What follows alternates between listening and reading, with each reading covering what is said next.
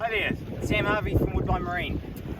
We are the Auckland Sea-Doo dealership for Sea-Doo, and I'm lucky to have Andrew Hill, the brand ambassador for Sea-Doo, to join us today. Andrew, welcome. Thanks, Sam. We've got a good day for it. We do, and we're lucky to have the 2022 Fish Pro Trophy here, the only one in the country. Andrew's fortunate to have for the last 3 to 4 weeks has been testing it. So Andrew's going to give us a bit of a rundown on what's new, and then at the end of it we're going to just go through and give it a bit of a safety rundown on just basic jet skis use and maintenance, just to help people that are new to the sport and are looking to get into buying a jet ski or a Sea-Doo. Andrew, go for it. So I've been lucky enough to already do, what have I done here, 18 hours already on this, putting it through its paces. Really cool platform. It's got a fair few add-on extras on top of the Fish Pro Sport 170. It's just like your elite out of the Fish Pro packages basically. So the first big addition to it is they've added, as part of this package, it's got the big 7.8 inch colour display there. That's got different modes on it for your display, whether you're going low light, bright light, whatever. And you can also see that it also controls your audio as well. And the audio systems on these Fish Pros and all the Sea-Doos is pretty awesome. You can control it through these buttons back here now, which makes it a lot easier. And it's also got the BRP Go app as well, which has some really cool features on it. I'll just turn that down for you. Another big addition is they've increased the size of the fish finder. It's got the Garmin 7 inch now, and it's also touchscreen as well. So you can go through here and you can select all your settings. If you happen to be wearing gloves or your fingers were absolutely freezing cold, you've also got the options of these buttons here to select what settings you want to do. You can still put your external chart in here, but another cool add-on from Sea-Doo for the Fish Pros is that for their full range now, they include a token or voucher system, so you can actually download your charts for your area and get all the extra detail like what I'm showing here on my fish finder. Fish finder is just such an important part of your package for your fishing. That's how I hunt all my fish and get all the success I do. It's got the same transducer as what we've been used to, the GT15 transducer internally inside the hull. Means it's not going to be at risk of getting hit when you're beaching or anything like that, and they get really good performance. I've had depths of up to a couple of 100 meters reading, and I know they'll do more than that. So really good performing transducer, proven, simple and easy to use, which is really cool. Some other features that we've also got now, a lot of people requested to have a USB port here. So that's the USB port for charging your phone. This is obviously where you keep your phone, nice and handy, and it's dry storage as well. Not exclusive to the Trophy, this is for the ST3 hull, is that all your storage is nice and conveniently at your fingertips. So you can be sitting here and grab all your fishing gear, everything you need, right and convenient, which makes it really good for your fishing. It's nothing worse than having to reach over the hatch and awkwardly grab your gear. So this is just a big bonus, real winner in my eyes for the Fish Pro. What else we got? Big addition as well is it includes on the Trophy, it's got a double battery system, and it's the advanced double battery system. It's actually got a higher output. It's got about 30% more charging capacity, so that between your drifts, if you're doing lots of short drifts, you can actually have your batteries getting charged up sufficiently. Really cool add-on as well. We've got a live well system now, so we might rotate it around there. I'll go the other way, eh? Take it around. And all part of your link cooler is this live well system here. Nicely plumbed in here through this fitting here on the back. Goes in through the bottom of your link cooler there, and it's all activated. If I put it out a little bit deeper water, I might be getting a bit wet. We're really doing the hard yards here. Lovely day in the water, Sam. We'll start her up. We'll just make sure we start it up not too shallow, that we don't suck up any shells. And then I activate it with the switch up the front here. and hopefully Christy can see through here.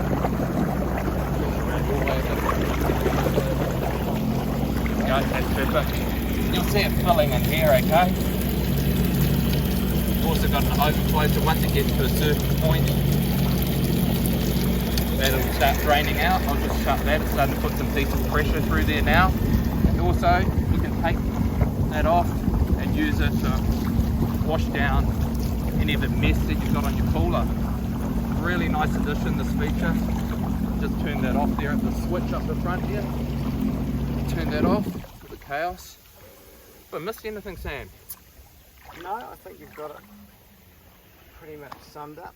The live well feed, I mean, in a boat it's real handy. If you've got blood and guts everywhere, for you to be able to unplug it and then just give it a quick clean, it's going to minimise your cleanup at the end of the day. So having to get bait and grubbing all that off a ski that's been in the sun for 3 or 4 hours, it's going to take a bit of labour there. So for you to do a bit of blood or guts or whatever and then straight away clean it off, I think it's a real good. No baking in the sun, that's way better. Yeah, also notice, Sam, they've also improved these seal on the top of this cooler here.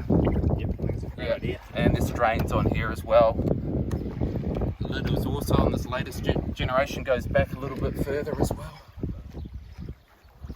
Very cool setup. And you'll see these rod holders on the trophy, all colour coordinated. Orange crush they call it, and the unit itself's in cool colour shark grey. So yeah, we're going to have a quick look around our 170 and just show some of the basic features. And yep, sure. Yeah, because that is the model that made it happen for fish pond. So it's going to get a little bit wet over here.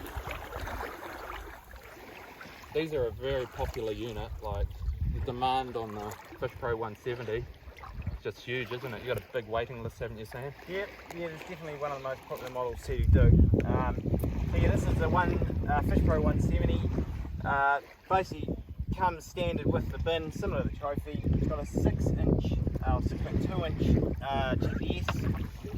Different colour, obviously. The rod holders, the bin itself's the same. Obviously, the colour is different, but these they come standard with 5.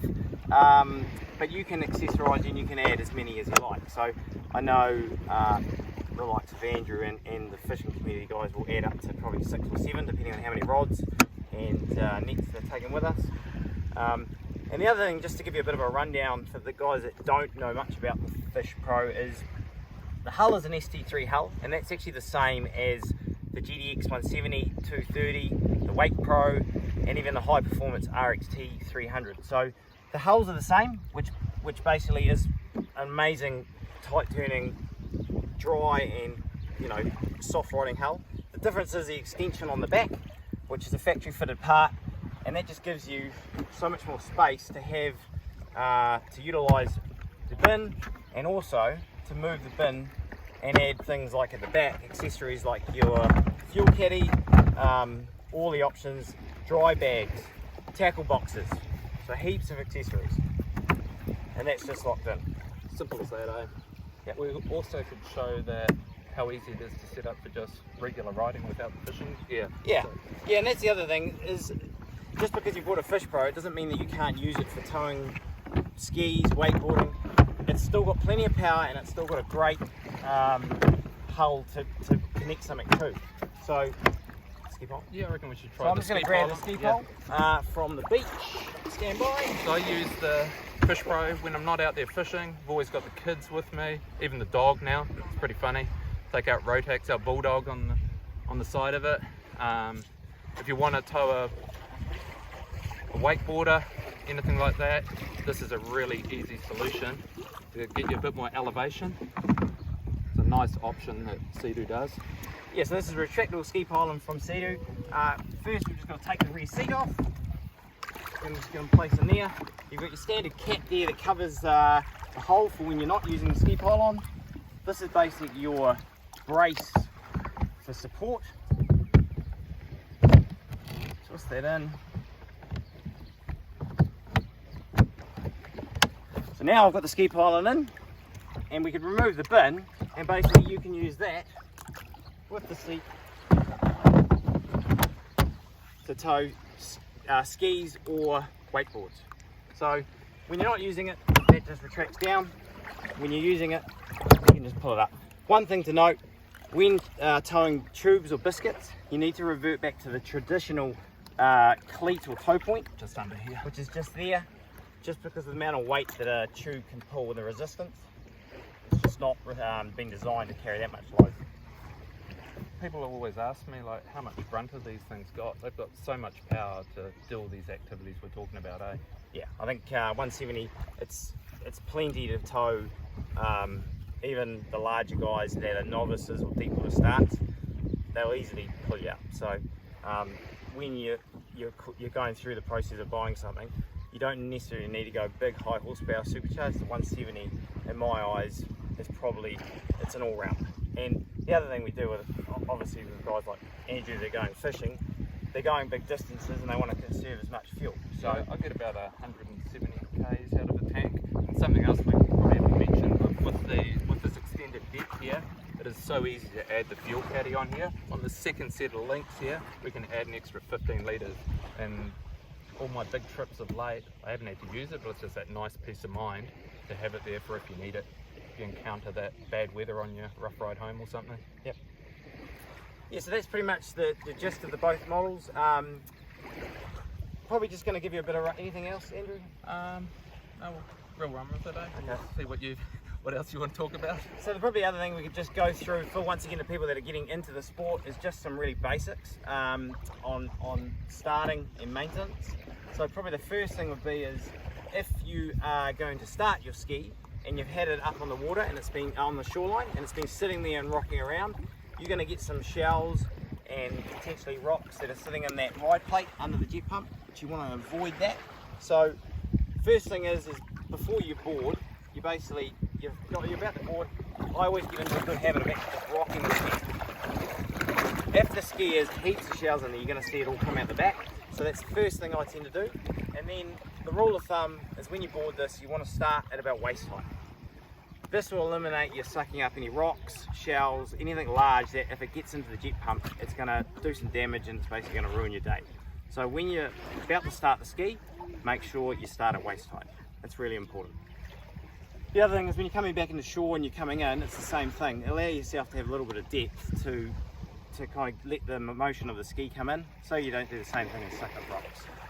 Really important too about the speed, eh, Sam? Yeah. Safety. Safety, yeah. Yeah. So we're down here at the beach. There is a ski lane here, but basically it's 5 knots out until 200 metres, which in this area we can see a 200 metre mark, but it's not always going to be like that, so you just need to be real careful that you obey the rules. You've got to be 50 metres away from any other vessel, I believe. And if you're not sure, I think you just need to get online and check out the rules, because you know, we're trying to look after the sport. Yep, we want a good reputation out there, get rid of that stereotype from years ago and keep on showing that this is a really fun thing to do and we're responsible. Yeah. Another thing to do just before you go out as well, if you're going offshore, also consider looking up your weather, and there's plenty of cool apps out there now that will help you with that intel to check the wind and check what forecast is out there. I do a lot of big range trips and I want to be cautious on what I'm going out into, get the nicest weather I can for the adventures. So look up places like, if you're in New Zealand, look up Swell Map, Windy, MetView, and also be a member of the Coast Guard, get a VHF, and also have a personal locator beacon as well if you can. I've got one, actually just spotted something, you would miss something, Sam. Another cool feature for the trophy that we missed for in Australasia also includes the dedicated road cover that actually allows you to lift up the handlebars, put your cooler on there, everything while it's attached. So that all comes complete with the package. And back to what I was talking about, there's my vest and there's my PLB. I've always got it attached to me, so if I come a cropper out there for any need of assistance, I'll more than likely be in the water when I need it. I can get rescued, okay? It's all really important stuff. So yeah, tick all those boxes with safety. You've spent all that money on this great investment of a fun platform. You just want to be ready for safety as well. How we going, Sam? Yeah, I think just going back to safety, I think always 2 forms of communication. Always take a cell phone and then I would say a VHF radio, because if you aren't in coverage where a phone will pick up, the VHF likely will, and that will hit you like the Coast Guard. The EPIRBs are very handy for the fact that if the VHF doesn't get signal or you can't get hold of me, worst case scenario those EPIRBs once signalled or turned on, you're going to get search and rescue to find you. You just got to make sure it's on you. Yep. That's right. Yeah. Because if it's on the ski and you're in the water, well, that's not going to be any good. So yeah. You might spend $500 on an EPIRB and $300 on a VHF, but really it's a small thing in the scale of what you're investing. That's a good Christmas present for people, isn't it, Sam, to come and see you? That's exactly right. They're in stock. Yep. Probably the last thing just to go through is flushing, and a lot of people, whether you're buying new and we've gone through a process of delivery and it's a lot to take in, or you're buying second hand, it's just flushing these skis. So if you've been in the salt water, you still need to flush the engine. The Sea-Doos are freshwater cooled, so you're not actually going to flush the engine itself, you're just going to flush the exhaust and the jet pump. So when you're back at home or wherever, you need to make sure you start the ski first, you apply the water onto the fitting at the back of the ski, you run it for 1.5 minutes to 2 minutes, remove the water and stop the ski. That's really important. If you put the water onto the ski and you don't start it and you forget, which can happen, you're potentially going to fill up the engine with water, and then you've got issues. So it's really important, start the ski first, apply the water, let it run for 1.5 minutes to 2, remove the water and stop the ski. That there, you've basically cleaned the exhaust and the jet pump, and then from there it's really just maintenance on the outside of the ski. Washing it down with soapy water, washing down the trailer, and then even going as far as when you're back home, taking the seat off and letting it just vent and air out. The other thing is just, if you've been in rough water, you're going to get a little bit of salt water on the engine bay. You'll see it because it gets on there and it bakes on there, and you'll see crystal white salt. I would recommend getting a freshwater hose on mist spray, so it kind of diverts the water. Get that salt water off, and then apply some Sea-Doo lubricant corrosion spray just to stop any corrosion. From there, obviously washing down the trailer. If you do that, you're going to protect your investment, and then when you go to sell it in 2, 3, 4 years, you've got a ski that looks like new, and you're going to get top dollar for it. So any other questions regarding looking after maintenance? If we haven't really explained it in detail or you've got any more questions, just make sure you message us to our Facebook page or call our work and we can go through it with you. Other than that, did we, oh sorry, I was just busy with my other unit there. Yeah. Did you talk about if you ever want to spray down inside the engine bay? Yep. Sort of what the protocol we've gone that through there. Yeah. That's right. Like you have to wait for it to cool down before you, it's only light spray, is it? Yeah. I mean, yes, you could let it cool down before you apply it. That correct spray, it's probably not a bad idea. The main thing is just the engine is got a paint coating on it, so over time you don't want that salt water sitting on there because it's going to corrode. So once again, the more you look after the ski, the better the resale and the better it's going to probably last. So probably the last thing would be just showing you how to bring a ski onto a trailer.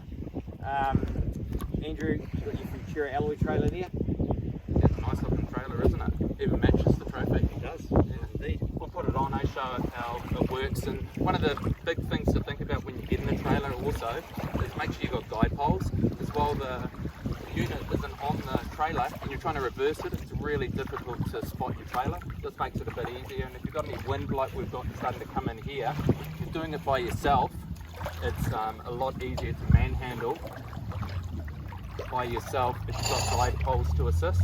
But Sam's going to make it nice and easy today.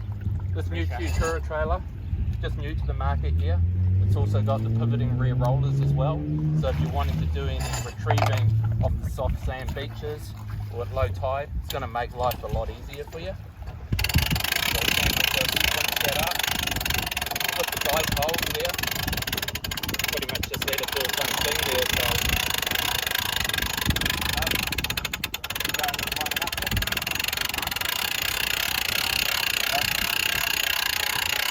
So that should be nice and easy. It really helps when you've got your deck hand here, isn't it, Sam? Nice work. Nice and easy. How'd you go? Yeah, that was not too bad for me. Thanks for watching us. Really appreciate that Sam got me down here to show you this new unit. Yeah, thanks for tuning in.